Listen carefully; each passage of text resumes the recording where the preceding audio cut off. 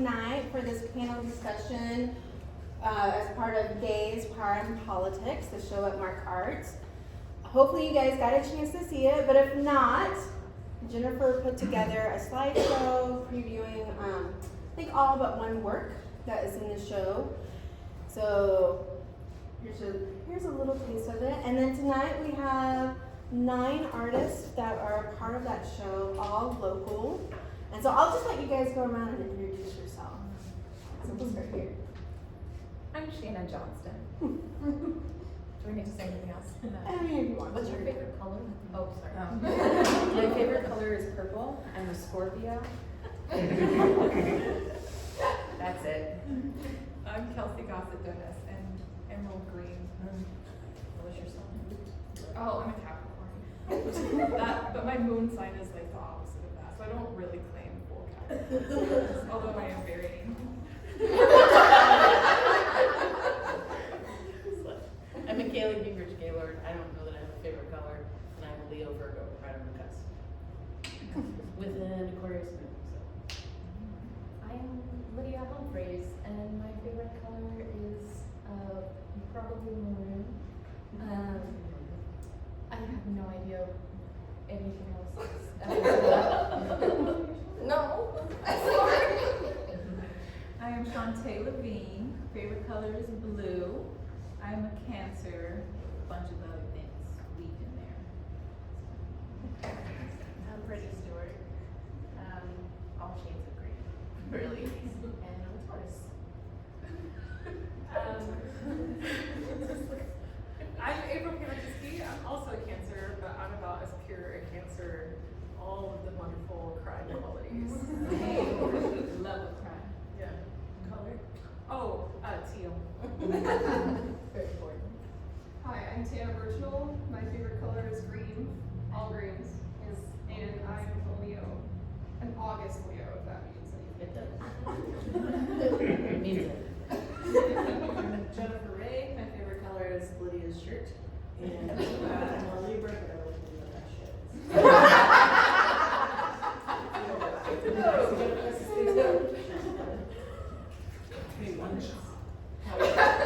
Oh, it'll probably come back up. Okay. Did the computer wake up? Yeah, I did. There we go. I'm Amanda Feaster, Sagittarius, and coral is my favorite color. So Gays as a show, I was invited to be a curator for Mark Arts. It's something that they have started where I think this is the 3rd year, where they invited an artist from the community to curate a show. And so I was asked, and I was very honored. And then we decided on the theme of an all-women's show. And so then the fun part was getting to select the artist to be a part of that curated show. And Gays, Power, and Politics, because obviously women's voices are political. And so I'm going to read the statement, because I think that kind of gives you a little bit of background information. And also in that statement, we met Mary Sue Foster at the opening, and so she's the woman who curated a show 50 years ago, co-curated, and it was all women. So 50 years ago, Mary Sue Foster and another artist presented an exhibition at Century 2, Fredonia, Hutchinson, and Chanute, which traveled to those places, dedicated to the art by women.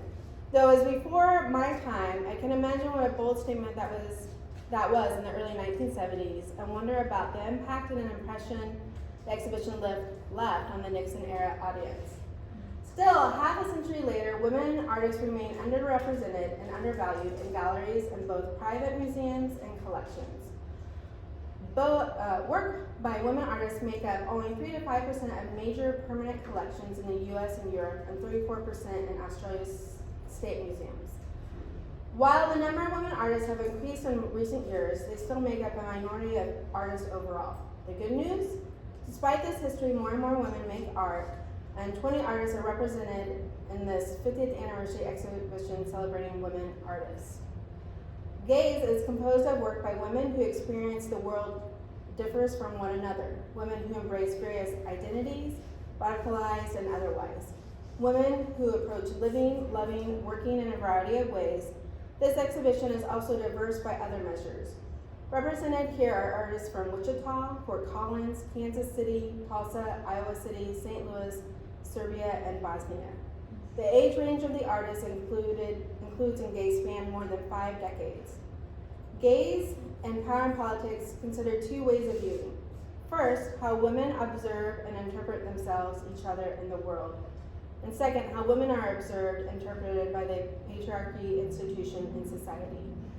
My hope as a curator is that you will practice inhabiting these gazes, if only for the time you experience viewing each artist's work and walk away with a better understanding of complex female experiences.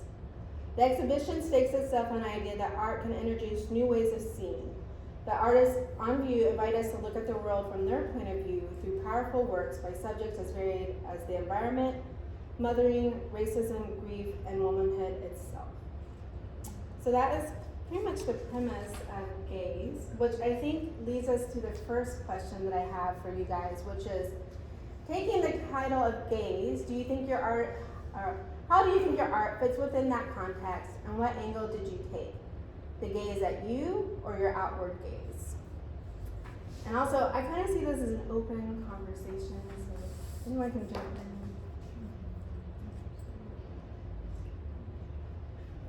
You gotta nominate somebody this time. Shannon, because she's a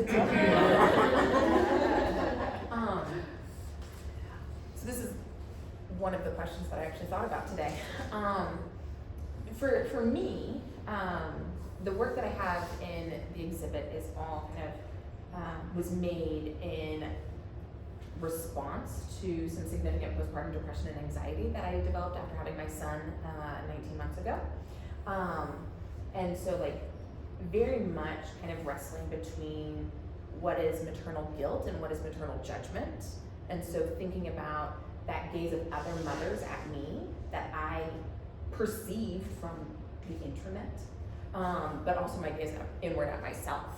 And so it was like, for me, that was the definition between guilt and judgment was like this like perceived gaze, whether it was actually real or just perceived, and then my gaze at myself. It's kind of how I approached the gaze. Do I get to call in whoever's next? Sure. Brittany. I can piggyback on that. So with my artwork, a lot of it stems from my childhood. My work is never just one thing. It's literally a general of my life and my trauma and becoming a mom and my sexual abuse, which stems from me putting myself in a box from when I was younger and having an absent father, being biracial, and mental health not being something spoken about within my culture, and just having the absence and then my dad not being there, being as Mexican and Black, and it being so in society, it being typically, Black kids, boy or girl coming up without having, or mainly having a father absent. And also, becoming a parent myself triggered a lot of things for me. So I have been in the shadow of a lot of my trauma and trying to not live behind that. So that's where my gaze comes from both ends also. More so it's me, pushing myself out of those boxes that I've put myself in, but also understanding that I'm not the only one that's gone through these things, whether it's a mother that's biracial or not, having those things, perspectives from other people and how they look at you, you're doing this wrong, you're doing that wrong, or things like that. So it's definitely, I feel the same on that on many aspects, so.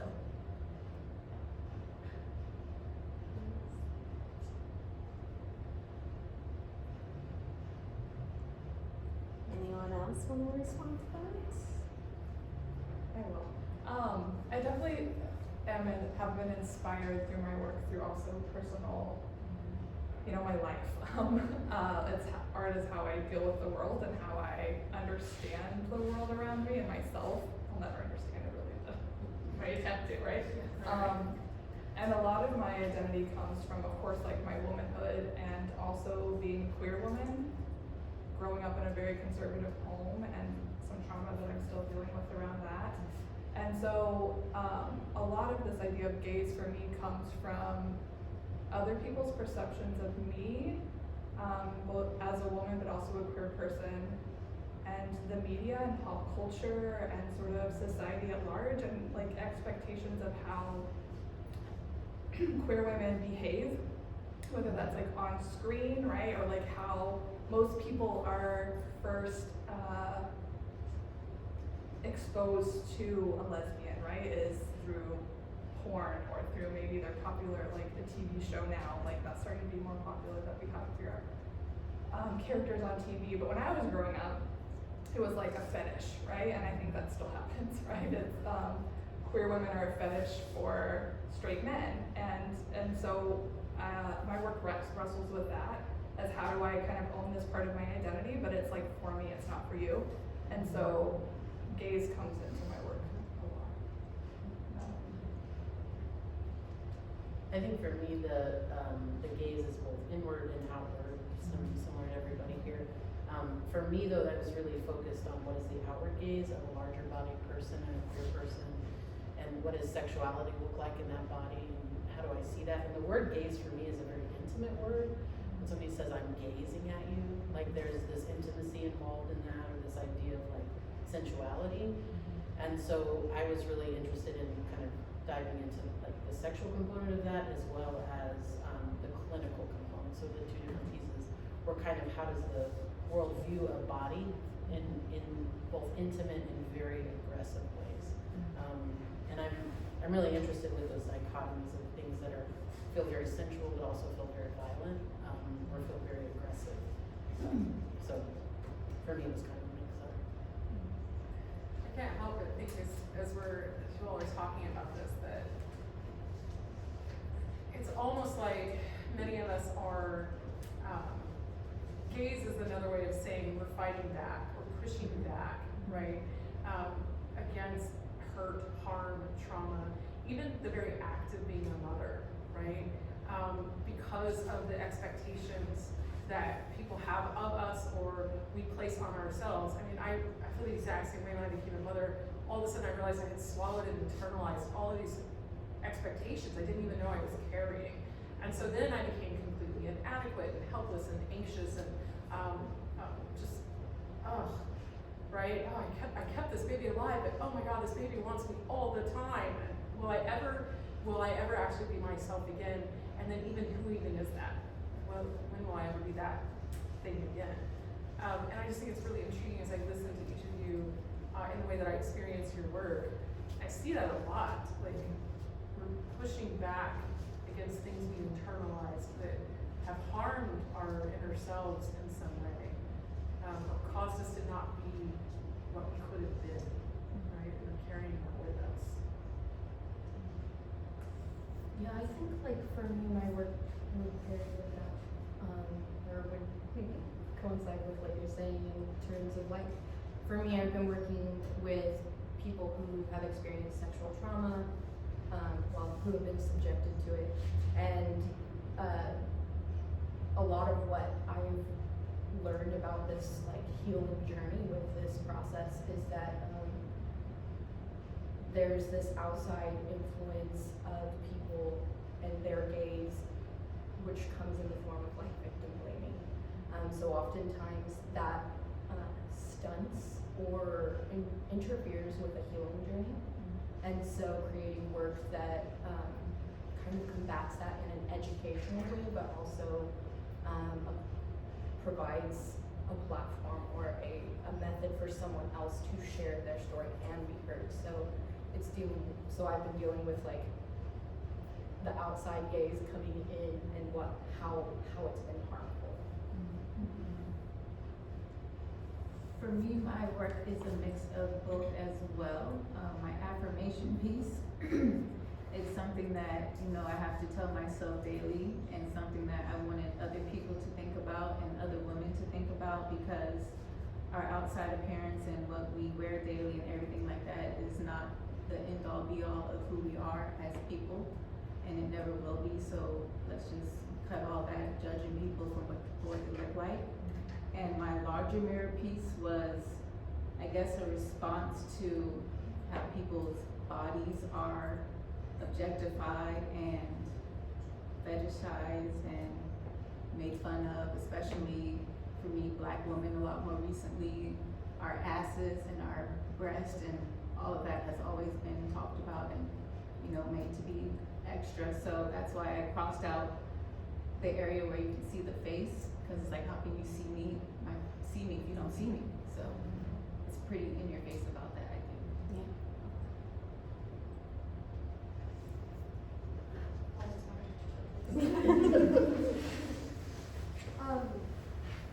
I think good artwork does what you said, it pushes back a little bit, or a lot. Whether it's meant to be like seen or gaze back at the audience. And what I mean by that is like, you know, entertainment, to like quote Anderson and horribly wrong. Entertainment kind of makes you check out, artwork makes you think. It gives you something to think about. So I think that all of our artwork brings something to the table, regardless of who's viewing it. Like it challenges the viewer to check in. And I think that is more like indicative of gaze. It's not just like a look, it's not just I'm glancing over this, like I'm actively engaging in what us as artists brings to the table. You know, so I think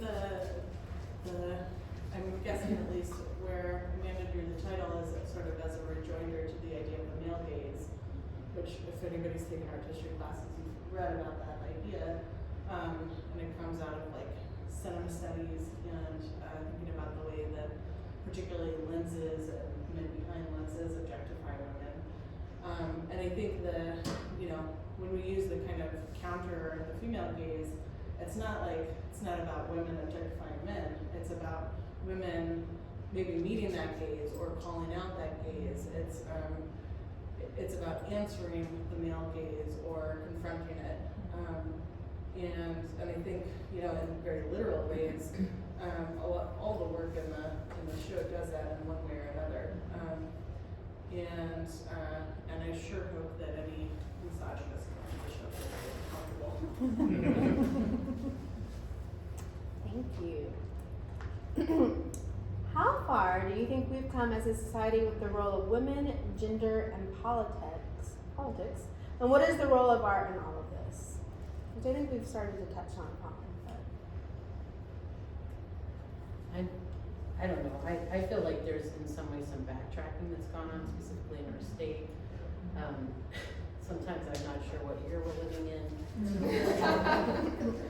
You know, and like, it's funny to a certain degree and it's terrifying to another, you know, like as you're either an AFAB person who is now under fire from the state about your gender identity markers, you're either a woman who cannot get an abortion or, you know, like there's this access issue. So I think when you're thinking about where are we at and have things gotten better, I don't personally feel that they have. I think, in fact, it's the onus of artists to do the work now of projecting like these problems. There's a French philosopher, Albert Camus, who talks a lot about creating defiantly, and that you can no longer be benign in making. Like, that's not a thing anymore. And if you are, it's a statement of where you're at. Like, you're either making in sort of aggression to the experience of being in this world, or you're leaning into it. And so I don't know, for me, I feel a real anger towards what the world is right now. And I feel like August 2nd should have been a really good testament for all of us that we passed that, but we're still seeing a nation like under attack of women's bodies. And a state that's not just attacking women's bodies, but AFAB bodies and non-binary people. And so I think this was right on time, and I think it was aggressive in the right ways, and I think it did the right work, even if it made people vastly uncomfortable. That's exactly right. Because this is not a good space. And the irony of which is I didn't think anything in the show was that crazy. Everything in the show was truth. I was like, this is a woman's experience. Everything here is familiar to most of us in the room. So yeah, some of the ongoing conversation stunned by like, do you know a woman? Like, have you met one? Does she just nod at you? We have a problem. If that's what she does, we have a problem. And I'm with you. Like, I think I feel more hostility toward any concept of feminism or any concept of speaking out with a voice at all. It's bizarre. It's bizarre to me. I grew up in Reaganomics. It's weird to be revisiting that kind of weird puritanical Dan Quayle nonsense. And yet here we are, and I'm just watching it kind of stunned. Not old enough, right? I shouldn't be old enough, but here we are. Yeah, and I think we have an obligation. It's also hard though, right? I think it's hard to ask people whose very existence is somehow controversial to continue to carry the weight. That's a problem. Real quick, what is AFAB? Is that A female at birth. Oh, Yeah, so anybody who's non-binary or identifying, so AMAT is, those two terms, I think, are. thank you.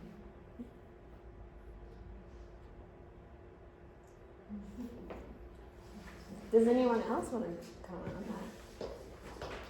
Just second all of that.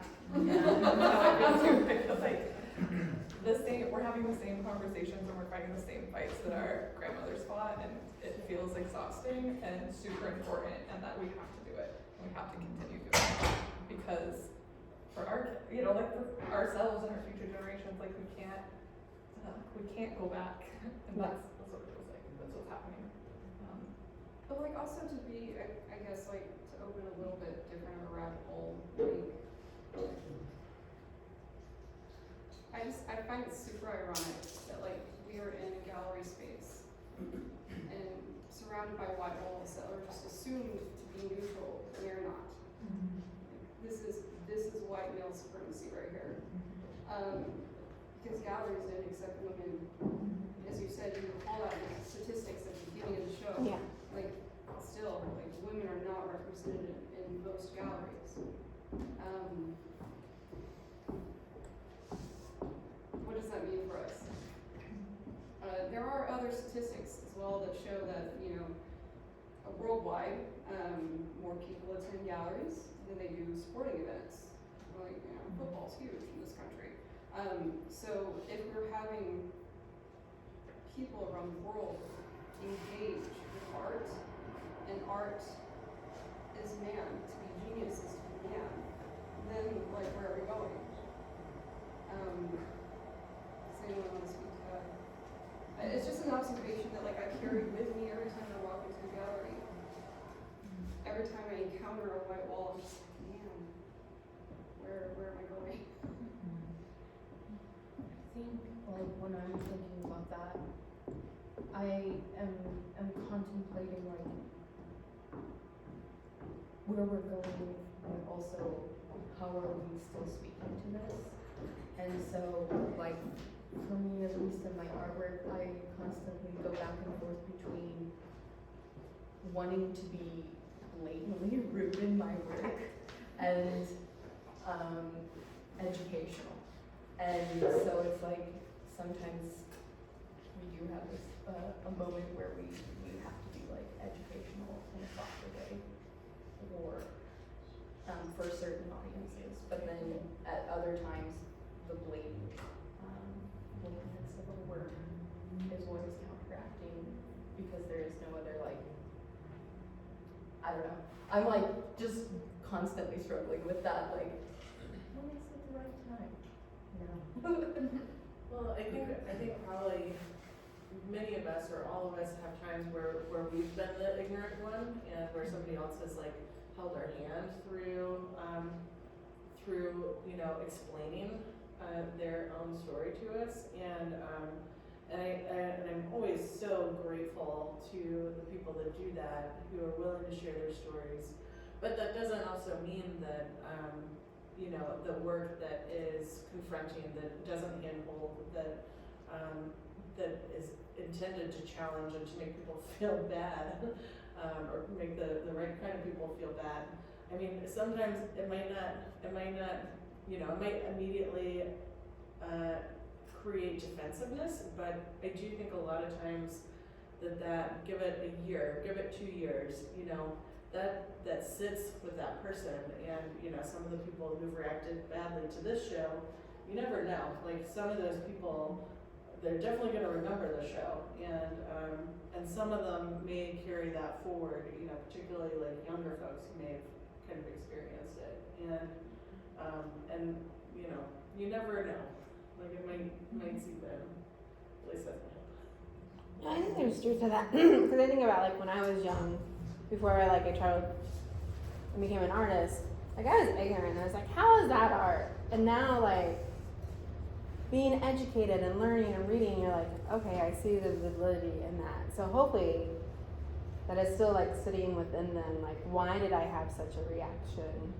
I mean, I think the show is successful in that, like, people who maybe aren't typical art goers felt something, maybe not like, I enjoy this, I hate this, is what they reacted to, but they felt something, so I felt like the art did its job.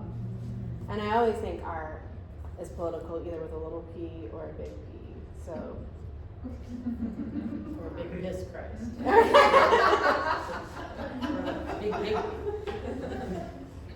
Which I think leads kind of into my next question is, how important is it to be an artist versus women artists? Can women ever just be considered artists and not be considered by their gender? And again, I'm conflicted by this because I just curated a women's show, and I think we're talking about it, because we haven't heard these voices, so it's necessary. But when do we get to just be artists and not tokenized by gender, race, and sexuality? Or maybe that is important. I mean, I just read an article before coming here. I think the Tate is doing a rehanging, and they are including more women artists than they've ever included before. And so, and how that is valid for the women who are artists being hung in that museum, because they didn't see that growing up. Like, one of the artists talked about, like, if I had seen more women artists hung in the museum, I would have changed my art practice, or it would have helped me so much further. So, I don't know, thoughts? I immediately am like, I have such mixed feelings, right? Yeah. Because on the one hand, are we talking about what we deal with thematically? Because if we deal with the female or the woman's experience thematically, then I get that. But at the same time, how much art of women is hung in studios? So it's almost like, it's like women's studies programs, or what happens with women in poetry. It's almost like you have to create a stage just for them, or there's no stage time at all. Mm-hmm. So I don't know. I have very mixed feelings about it. I feel like there's something about building camaraderie around artists who don't make work that's necessarily straight ahead political, and finding ways to work with those people in community, because I do think there's something valuable about just making work and not making work as a female artist or as a queer artist, or whatever your way of identifying, is just being able to make work without that being like the subtext, you know? So I think there's some value in being around people who are making work that maybe doesn't do that all the time or isn't interested in that. Because people can just be interested in the beautiful aesthetic, you know, which is lovely too, and there's nothing wrong with that. And I don't know that there's like some weighting of what's better work or what's more real. I think that's the job of curators, because curators are dealing with the public view of what is art, right? And how do we contextualize that this is valuable? And I think still in the Midwest, 100%, what is valued is four corners and it hangs above your couch. That's a calendar. You know, I mean, and I'm not saying that's bad. Like, I have some beautiful work from people I love that is gorgeous and lovely, and I put it above my couch. You know, that's okay. Yeah. But I think, like, to disseminate this idea that female artists have to have a space and more, how do we work in community with each other, is something that for me is really interesting. I may be a female artist, but I don't know that I have to work just as a female artist. Right.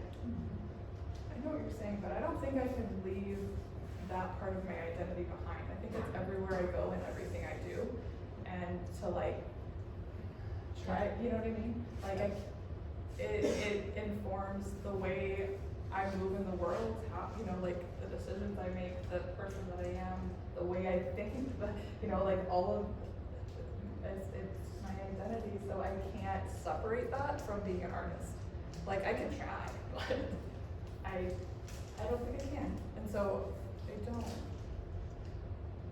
I think I kind of feel the same way, because I know I'm proud of who I am, proud to be female, proud to be black, proud of everything that I've done and how I got here, so I'm happy to always be a black female artist. Cool, put that out there, let people know who's there. So to me, it doesn't matter if I'm still just black artist, that's cool with me too. As long as somebody's seeing my art and as long as people are talking about me, I'm happy.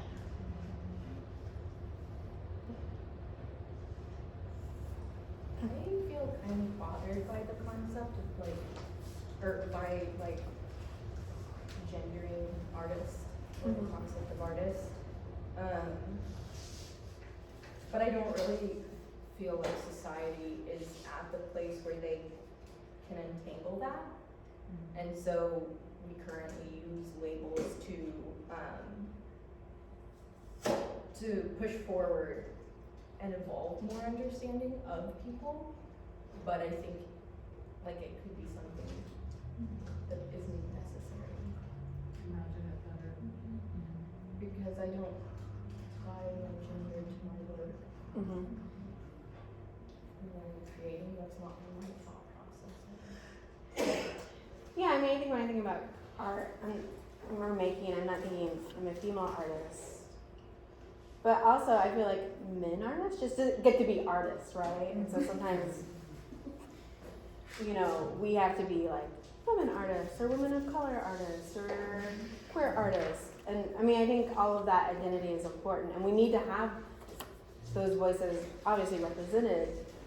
But sometimes I think too, like, why don't I just get to be an artist and not have to be put into these boxes? Whereas men artists they're just artists, right? Like, and I think like this show is necessary. And I'm thrilled, like, whether it costs her or not to put these artists together, but I don't know what I'm grappling here.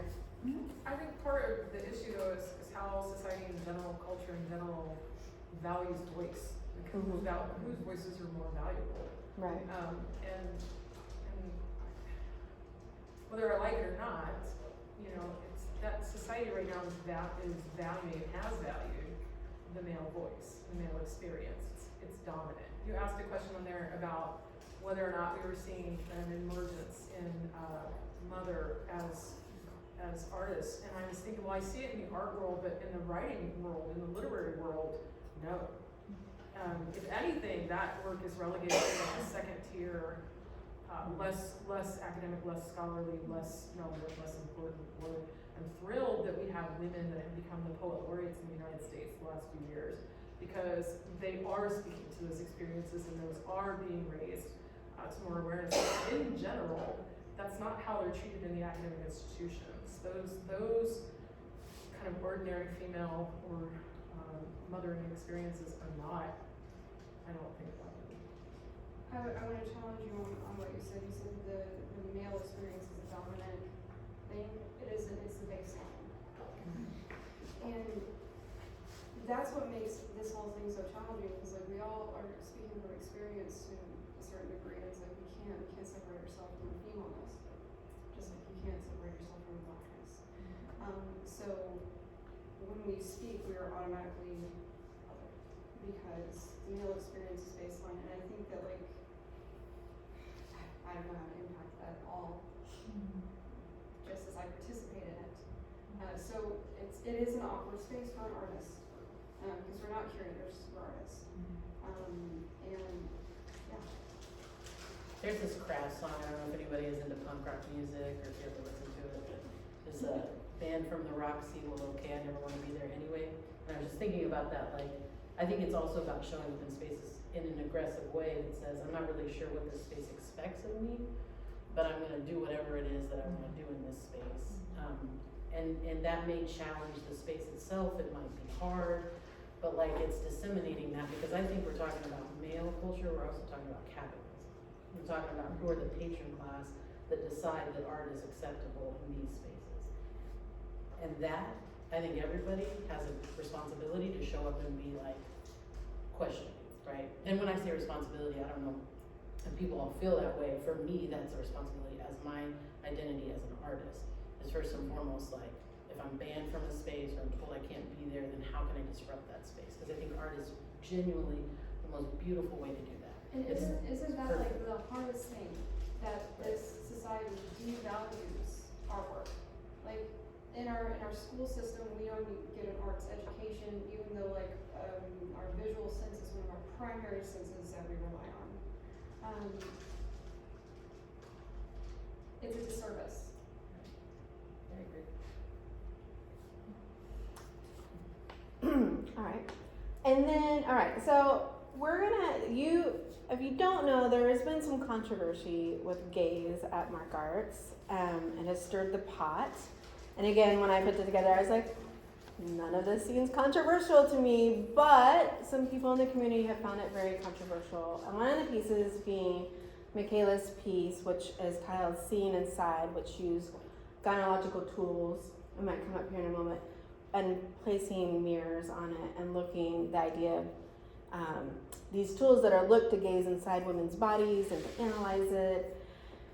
And so there were some people that were upset by this, thinking, and again, these were people who don't normally come to Mark Arts, who don't normally maybe go to your art galleries or art museums and engage with art. And so for them, it was very, caused some reactions. For them not to consider it art, thought it was about abortion. Obviously, they didn't read the statement, which I think sometimes you got to read the statement and think about it. And so, Michaela, my question to you is, what made you decide to change the piece? Because we have two versions of it. There's the piece where it was hung on the wall, and then it came off the wall and went into a box on the pedestal for people to come and look at. Which also, might I add, her other piece, which was the phone sex piece, which not a peep about. To me, I'm like, ooh, that's the one that's gonna cause. That was the one that we were nervous about. That and Kelsey's video, we were kind of like, I don't know, that's gonna.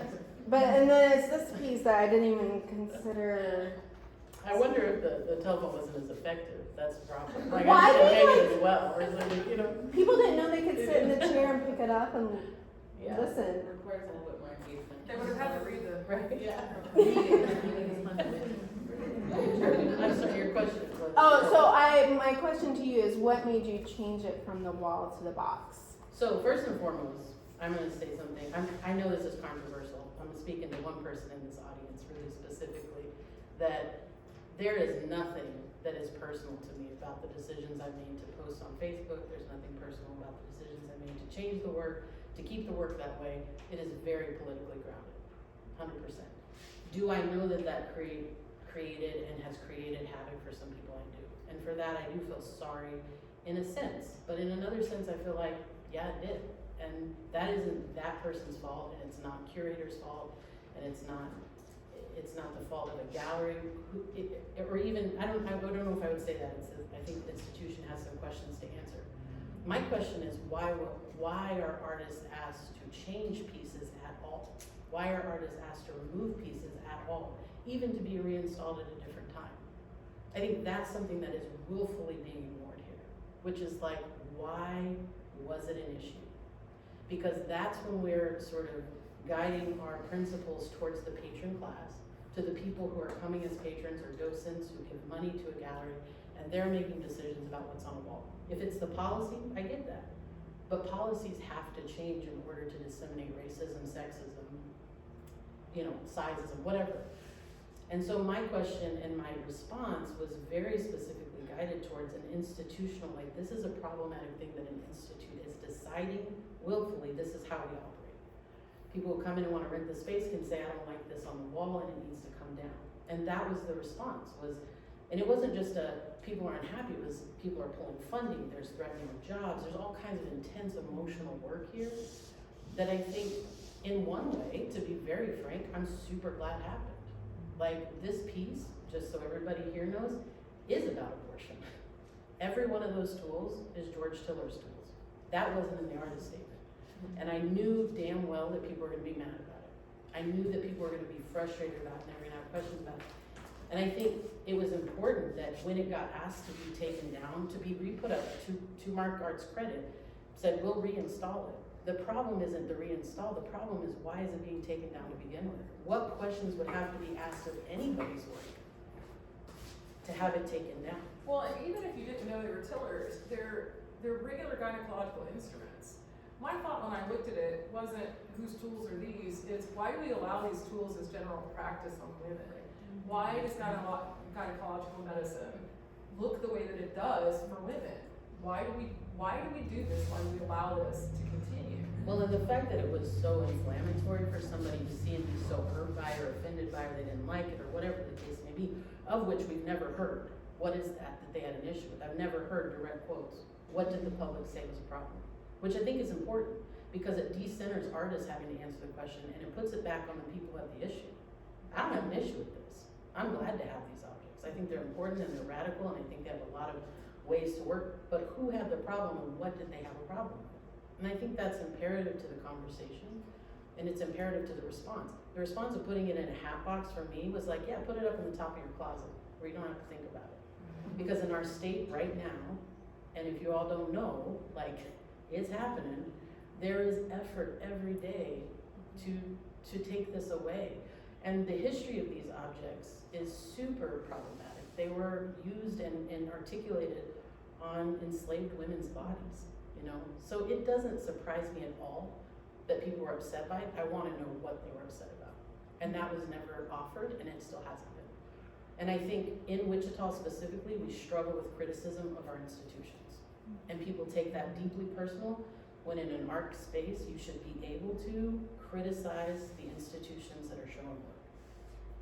I deeply believe that. Other people can disagree, but that's, for me, why I kept it the But way. I feel like you have your answer, because the audience was upset by this. That is the answer. The answer is no, but for me, it's what were they upset by? What did they say? What were the quotes? I wanna know. It doesn't matter, they're visceral It matters to me, experience. and it should, I think, matter to everybody in this group. Yeah, and it does, the visceral experience that they had in response to that, it is the response. But I disagree in part because I think there are people who are very pointedly organized in ways that we are not. Absolutely, and that's And- ignorance. Right, and they're organized in ways that will show up to your door. My Yeah. husband works for Trust Women, and we have had the FBI at our home so that they can get our details because there were terrorists coming into town. So like, it's personal for me, like, it's personal that is they are an organized group of people who have a very strategic mission. And I think it's important to recenter the conversation on what is their issue, not what is my issue. As an artist, I don't have an issue. I didn't have an issue putting it in a box. I didn't have an issue taking it down to help. I didn't have an issue keeping it there. But I did want to say, this is authoritarian and fascist.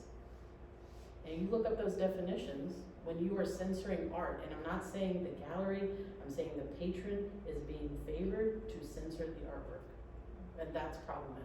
But do you feel like, because Mock Arts offered to reinstall it so That still doesn't get back to Okay. why did they favor the patron that wants the docent saying, take it down? right, for And their to me, events. that's the main question. And I do think, like I was down in New Orleans and there are galleries there that rent out space. And in their policy, I even asked, cause I'm curious, right? Like, do you allow people to say, take this artwork? Some of them write it that you can't, right? So there are ways in which that exists in the world. And I'm saying, why not here? What happens if we said, if you wanna rent this space, that's cool, but whatever's up has to stay up? You know? That isn't a critique of a human being, that's a critique of a system and an institution that I think is problematic. I don't take too much time, that's just there's what I mean, to me, you raise a lot of really interesting questions, particularly about the reluctance to publicly criticize institutions, which I definitely think is a major issue in Wichita.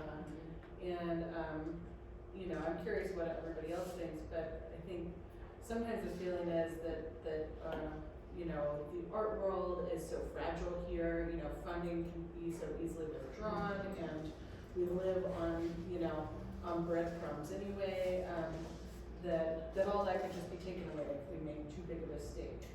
Which isn't, I know there's some people involved in defending institutions that is absolutely not the thing that they're concerned about. But I'm curious about what other people think about the electives. Then, not to poo-poo on certain artists, but then hanging watercolors of cows and farm fields. Because like in my mind, like if you're in New York or if you're in LA or if you're in places that accept art broadly, like if you don't like something in a gallery, you go to the next one. But we don't have a next one in Wichita. We only have a few institutions that are serving the community to see art. And it's so easy for an institution to say, we are not going to have a show that centers women. We're not going to do things that are controversial at all. There are some galleries that are associated with religious institutions that will not show certain things. It's a disservice, and I don't know what the answer is for that. I mean, Mark Arts did value the show. I mean, I think they did. My question is more about the policy to allow renters of a space to dictate what's on the walls. Because we're a capitalist society and we have to make money. I mean, I know the answer theoretically. I honestly, Say, why not question? I honestly think it was a successful show because you did make people uncomfortable. No one is uncomfortable because I wrote a poem about a moth, right? I mean, nobody's uncomfortable about that. It just happened to be one element of how. I don't know, I'm very uncomfortable with moths. They're terrible. I just meant that the gamut of experience that was there, that people came to see and interact with and be part of, I think it was amazing that we put some backs up. The people got a little uncomfortable. How dare you criticize Gattaca? And I also think it was really genius that you put your work in a box to say, well, here's your censorship. Well, and that's not by accident. Yeah, I mean, I thought about what happens when this gets asked to be taken down. That was a real, because I'm also not unaware of where we are in the world. But I don't think I think it's a really sad situation where we can't question each other. And I've talked about this with lots of artists here in town where there's this critique mentality that I can't be critiqued on my work, and like if I am, then it's bad, and then I take it very personal. But like there's such growth in that, and I genuinely, I mean, I'm a CEO of a company, and I get lots of shitty feedback sometimes. And feedback's a gift if you know how to package it. If you know how to go, oh, let me think on that, instead of it being this reactionary, like I'm hurt by that. It's like, well, what happens in the world of which I live if I can take that and I can reframe it? And I think for me, saying, well, which song has a couple, like, well, fuck that. Like, let's have more, you know? And let's change the really good ones we have. And Mark Arts is a good one. I mean, it's a beautiful gallery. It's about to show beautiful work. It showed beautiful work. Like, but that doesn't remove it from criticism. I mean, in my mind, that's my own take on it, is I don't think that that's a fair sort of thing. And it centers it in the wrong place, which is on artists, not on the people who are making those requests. The people who are making those requests are wrong. They shouldn't do that. That's my opinion. You Right, I shouldn't mean, do you're that. showing an art gallery. This is what you're getting. And to come in and expect that you can dictate that, pull money away, threaten people is fucked up. The fact that we haven't heard about what those threats were is also fucked up, in my opinion. Excuse my French. Well, I think also, there's a lot of self-censorship that happens before we even have the opportunity to put work on the wall in a gallery. And there's a sense of sort of like what's acceptable, what's, if we're trying to survive on art sales, then, well, you really can't go too far. And I think some of us have the real luxury of not relying on sales to make a living. I definitely don't sort of rag on anybody who is, feels the need to make a certain kind of art or art that satisfies a certain kind of audience. And that's a real fundamental problem with the way that art functions in the US. I think Kansas is a bad actor as a state. We've lost NEA funding because we've failed to put enough state money toward the arts, and that really trickles down. And this is where it shows up, where people, you know, don't even make the work because, you know, they can't, they don't feel like they can. And there might not be any space that will actually show it. You know, we have had, I mean, I think Harvester obviously is a really great example of a place that has been incredibly supportive, and has at times been a venue for work, that has literally been censored out of other venues in town. You know, so we do have some really great organizations here that step in and fill that void, and there should be more.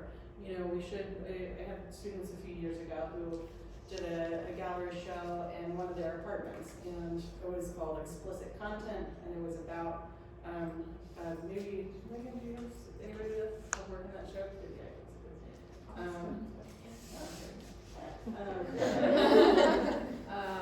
You know, and I think those are things that we can do on a small scale to fill some of those voids, and that was really about work that, I think a lot of it is stuff that Harvester would probably show it, but Harvester special. But that wouldn't really have a place anywhere else in town. And I mean, I've showed my work all over the world, but I actually haven't showed it much in Wichita because I feel like there's not many places that want to show the kind of work that I make. And, you know, I think that's true for some of you guys too. I think to Jen's point, and I would own this, as I have an extreme position of privilege, like as a white CEO of a company, doesn't matter that I'm queer or this doesn't matter, like I have the privilege to make the work I make, and I knew that. And I don't know that I would have made it 3 years ago, you know, I don't know, and I had to answer to our president about the controversy on Facebook. You know, so I think there's value in like doing these things, but knowing your privilege, I think is important. Were you at all worried about losing your job? Yep. When I told him, and he was like, some of those docents are people that I know through my philanthropic organization, and he was right, and that's why I told him. You know, so he said, this can't fuck with your job. And I said, well, it might, I don't know, you know. But again, that's a privilege I have also to even make that kind of decision, so I appreciate you saying that. That's a scary position to be in. Yeah, but it's not, I mean, what you're saying, though, I think is true, is that every artist makes a self-edit prior to and sort of determines what's my level of risk. And I didn't on purpose say that these were George Tiller's tools initially because I felt like that was very dangerous. And I still feel like it's dangerous, and I still feel compelled to do more work about it because I think it's really important, both as a woman and both in the place we are right now. Is I feel compelled that I can't be separate from that. And I just want to make clear that Mark Arts and the staff have been fully supportive of the show and like fought to keep it open and have fought to keep it all the work up. But there has been some criticism, and I think it's good to have conversation about policies and criticism and who is the art for. So I just want to make that clear that Mark Arts staff has been they are the ones who have had to deal with the vitriol of people coming in, yelling and harassing. And I think that's more important to talk about. I mean, that's where I'm still like, what did they say? What was said to these people? Because we're talking a lot about the artist's response, and I'm saying, what about the people who called and were threatened? Yeah. Like, why is that not the central focus? You know, because I do believe in the people who work. Chloe is an incredible human, and I like has supported this work. I mean, I don't feel differently about that. But I wonder about like, how do we favor those people who have this privilege to walk in and say, take that away. I'm renting this space, it's offensive, it's not art. I could shit on the floor and call it art. Like, where is that conversation?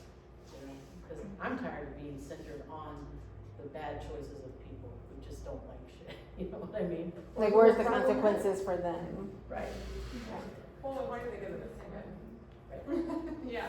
When there are places that exist that don't allow it, that's all I'm saying. Right, there are plenty. I'm not saying that people are entitled to their opinions. Everybody's entitled to a voice. I don't want to shut people down, but at the same time, I think you bring up a really intriguing question. What's the role of the patron? What's the role of the financial supporter? And what is our obligation, if any, to them? That's an interesting question. So I will keep thinking about that. I think it's a spectrum, you know? Yeah, no, I mean, good art challenges your expectations. It's a mirror and a criticism of society. I think good art has to do those things. But I also think there's art that makes you feel good and makes you happy and reminds you that you're valuable and reminds you that you matter. I think all of those things are important. Yes, and to go back to the cow in the cornfield is valuable, Right. right? But like, there should be, in utopic land, room and space for all of these things, but right now, in the space that we're at in Kansas, there isn't. It would be a different bill if we were in New York City. That's why you take up space. That's why, and maybe that goes back to the original question of like, is having a specific space just for women to display their work and voice their opinions through their art, is that important? And maybe for Kansas it really is. I think that's the first step, right? Make space. But the second thing is, then are you only going to invite women? And no. I mean, the point was people who don't, I love that this was said over and over, it made me giggle a little bit. They had people who aren't normally in art galleries in that space. And I laughed and was like, cool, that's who we want, right? That's who you want to see the work. Otherwise, artists and writers are only ever speaking to other writers or other artists. And sometimes that's not who we're talking to.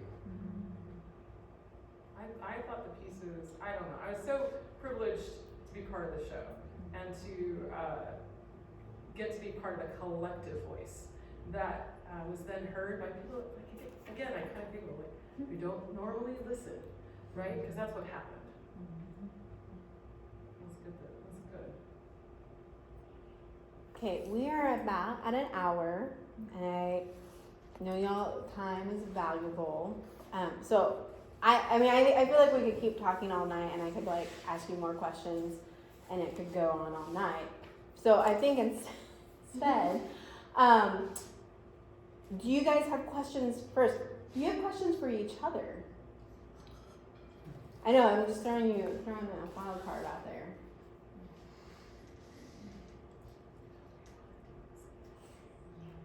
Wait, what? Yes, we do wanna do this again, and we wanna make more people then. Don't we want to do it again? Yeah. Like, I need a do-over for a variety of reasons, but I need a do-over. And so, yeah, I want to do it again. So you ready for next year?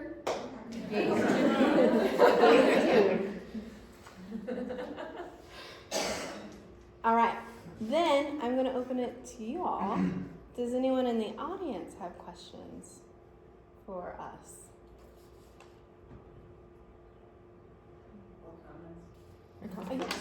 Well, I have a really quick comment and a question, sorry. My comment is, as somebody who's looked at a lot of art and familiar with the local art scene, it's not cows and cornfields. It's bison and cornfields. I'm sorry. That's offensive. And second to that, I've thought a lot about controversy and how it is aired, and I'm not in love with how it happens. It feels a little bit one-sided often.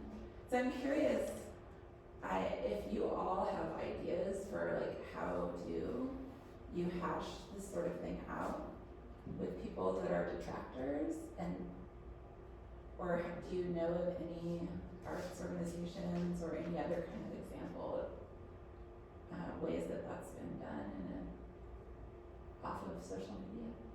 I think I feel like KUW at here have tried to get people of different persuasions in conversation with each other. And I think one, that's the way it has to be. You have to have face-to-face, authentic conversation. Otherwise, we're all just shouting at each other from our memes. But I can't remember what that was called, but I was always intrigued by One that. small step. Yes. Did any of you guys participate in anything like that?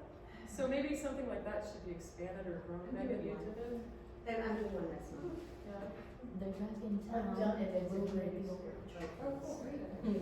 My husband did one and thought it was interesting, with a Catholic man, and it was a lucrative conversation. I think how people deal with controversy is very much tied to privilege. You know, because you said you were afraid of losing your job. Like, if I was Jeff Koons, though, I'd be like, whatever. Let the detractors call my name out. I'd spread it all across social media because that's how this name is spread. And I think that's just another indicator of the system. I personally, I mean, I don't know, and I'm talking about really private things, maybe publicly, but whatever. I ended up talking to somebody who's in the arts community. I have a good relationship with a man who, I'm not gonna name right here, but I was just like, hey, I'm not really sure, like, this is what I did, and I know that it hurt some feelings, and something he said was really insightful to me, which was like, infighting within the arts community among women specifically is sad, that something could detract from those relationships. And so I think building a strong community like this is really important, and like making critical critique more normative. I think, I don't know, I mean, I'm not from here, but I've lived here a long time, and I went to school at KU, but there was such a culture of, your crits, like you went to your critique, and they were really hard sometimes, and people said really tough shit, and it was rough. And here, I think Harvester, we've talked about that, like on the artist delegate board, like how do you bring people together to have hard conversations about what's on the wall, and say, like, does this work? And so I wish there was more of that, because going to that one individual for me was helpful, because he was part of the arts community, somebody I trusted, so it was relationship based. And I still think social media is not evil, and I think it can be powerful. So I don't, this idea that you can throw things out and it's just terrible to put it there, I don't buy that. I think it's a part of the narrative, but I think there's also other stuff that has to happen in congruence with it. And I think stuff like this is helpful. I think the repetition of things like of these types of shows are gonna start part of that like continued conversation, and that's how we're gonna practice as a community to continue to evolve with the conversation.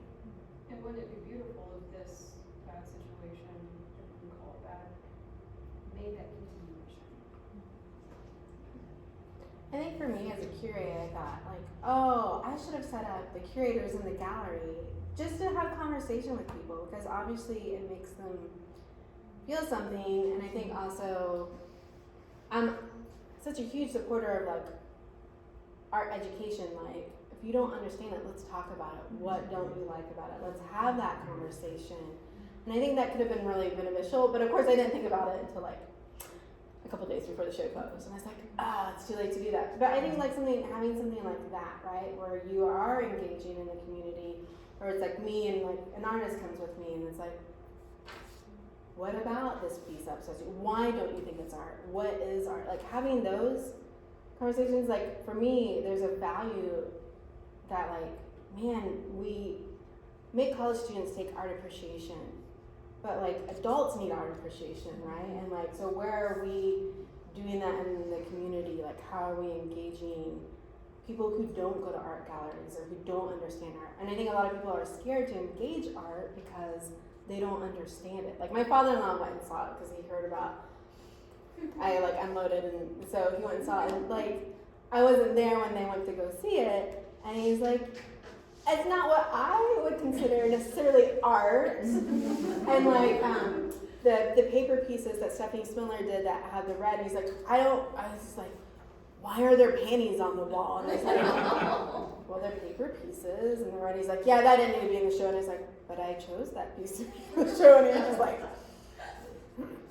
but I mean, we're at dinner, so I can't really engage him like, let's have an art appreciation class about like why this is important.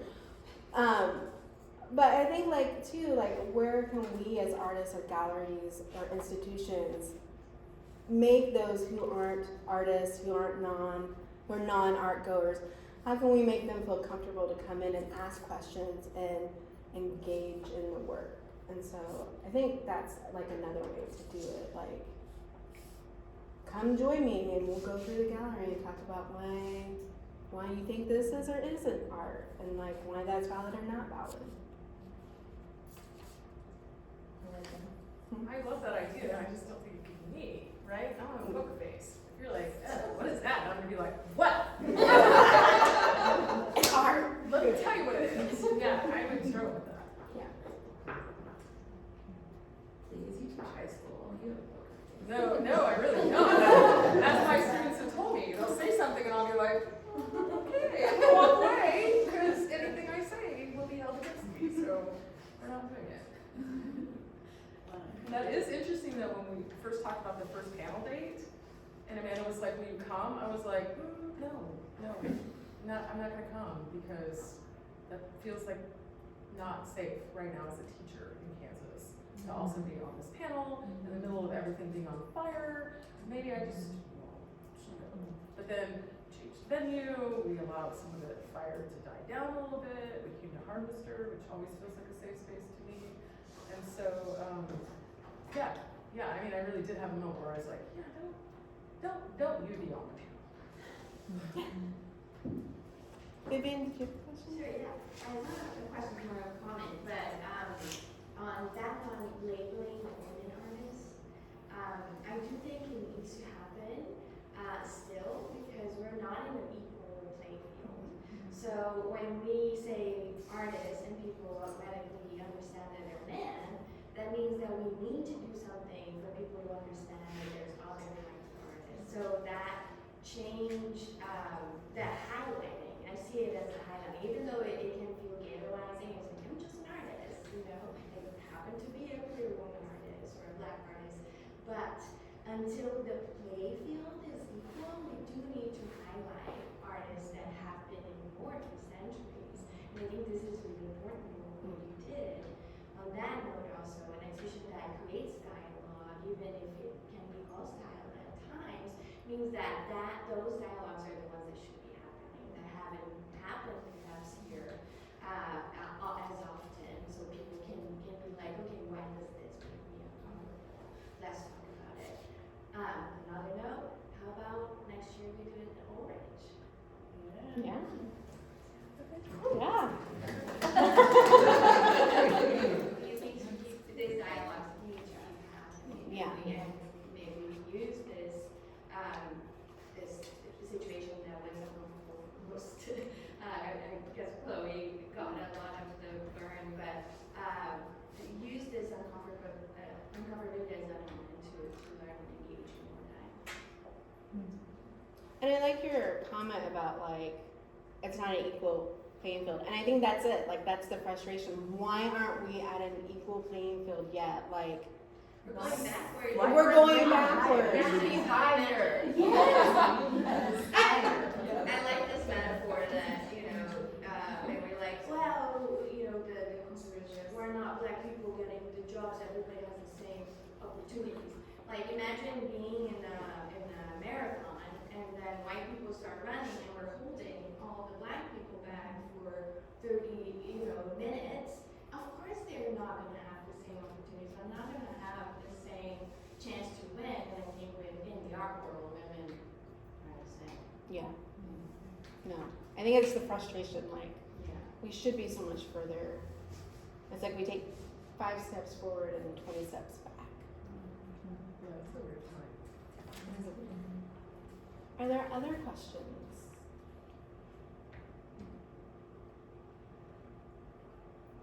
All right. Well, thank you for coming out tonight.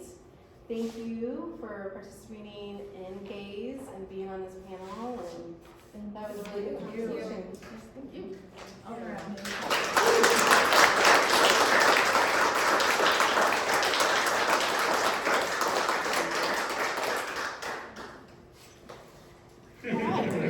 There is wine in the back and some snacks, so. Very little. Okay. Yeah, thank you.